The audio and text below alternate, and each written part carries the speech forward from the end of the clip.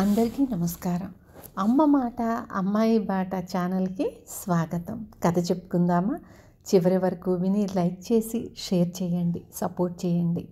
మొదలు పెట్టుకుందామా? తగిన శాస్తి. చియాంగ్కు చుంగ్ వాన్ పిసినిగొట్టుతనం నచ్చేది కాదు.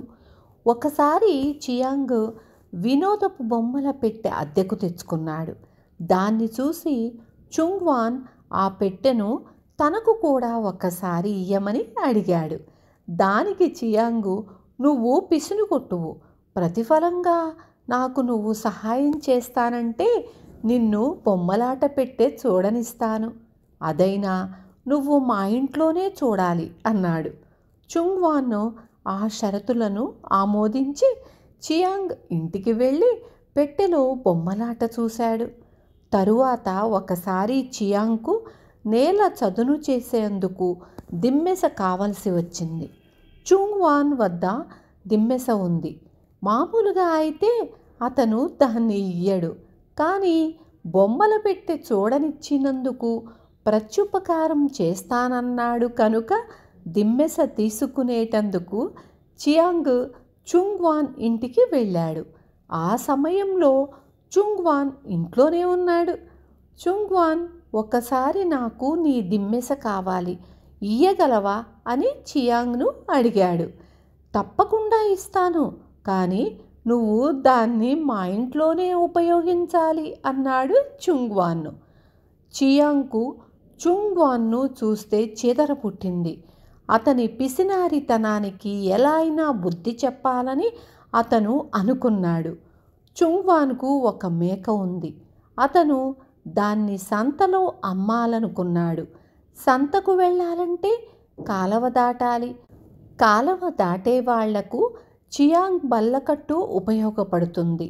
అతని వృత్తి బల్లకట్టు నడపటమే. కాలవ దాటించటానికి మనిషికైనా జంతువుకైనా 1 కాసు తీసుకుంటాడు. చియాంగ్ మేక ఈనటానికి సిద్ధంగా ఉన్న సమయంలో చుంగ్ వాన్ సంతకు బయలుదేరాడు. చూడి మేకకు హెచ్చు ధర పలుకుతుందని అతని ఆశ. అతను తనకు మేకకు అని 2 కాసులిచ్చి చియాంగ్ దగ్గర నుంచి రసీదు పుచ్చుకున్నాడు. అయితే మేక కాలవ దాటుతుండగా బల్లకట్టు మీదనే ఈనింది. చుంగ్ వాన్ చాలా సంతోషించాడు. ఎందుకంటే ఆ మేక బల్లకట్టు మీద ఎక్కకముందే ఈని ఉంటే మేకపిల్లకు అతను మరొక కాసు ఎక్కువ ఇచ్చుకోవలసి వచ్చేది. కాలవ అవతలి ఒడ్డు చేరగానే చుంగ్ వాను మేకపిల్లను ఎత్తుకొని మేకను లాగుతూ బల్లకట్టు దిగబోయాడు. కానీ చియాంగ్ అతని చేతిలోని మేకపిల్లను తీసేసుకొని చుంగ్ వానును మేకతో సహా దిగిపోమ్మన్నాడు. చుంగ్ వాను ఆ మేకపిల్ల తనదని లబలబలాడాడు. చియాంగ్ మేకపిల్ల తనదేనన్నాడు. ఈ ఘర్షణ చూసి చాలామంది అక్కడ పోగయ్యారు. చుట్టూ ఉన్న వారితో న్యాయం చెప్పమని చుంగ్ వేడుకున్నాడు.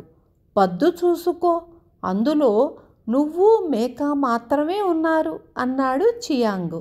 అందరూ చియాంగు పక్షమే మాట్లాడారు. చుంగ్ వాన్ ఎలాంటి పిసినిగొట్టో అందరికీ తెలుసు. అతనికి ఆ పాటి శాస్తి జరగవలసిందేనని అందరూ అనుకున్నారు. విన్నారు కదా? రేపు మళ్ళీ మరొక మంచి కథతో మీ ముందుకొస్తాను.